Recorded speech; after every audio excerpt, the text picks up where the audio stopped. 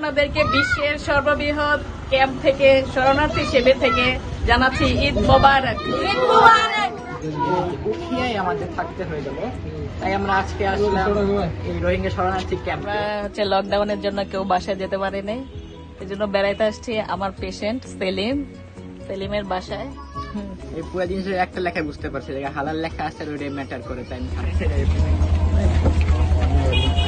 আমরা এখানে ক্যাম্পের ভিতরে যাচ্ছি, আমাদের সাথে সেলিমের ফ্রেন্ড আছে, সেলিমের ফ্রেন্ড দিতে ক্যাম্প 20-তে যাচ্ছি আমরা।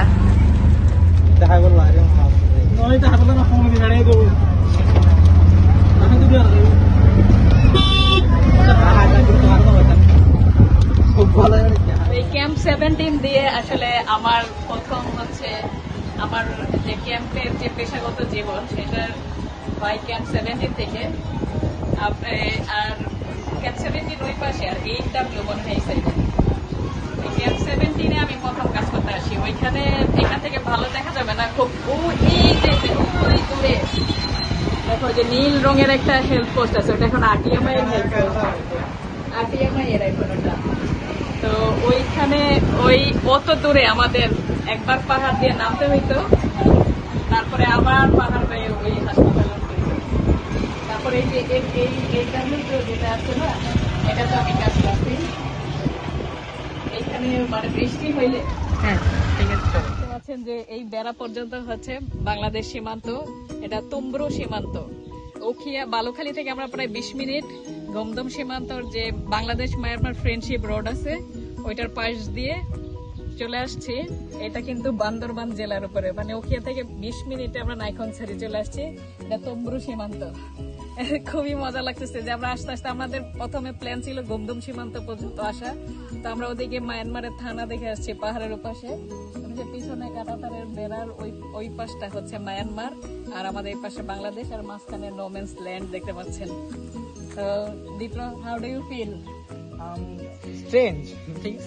আমরা একটু আগে ছিলাম উখিয়ায় বাংলাদেশে, এখন আমরা আরেকটা দেশের সীমান্ত দেখতে পাচ্ছি এখান দিয়ে, আর মাঝখানে পুরো জায়গাটা নোম্যান্স ল্যান্ড।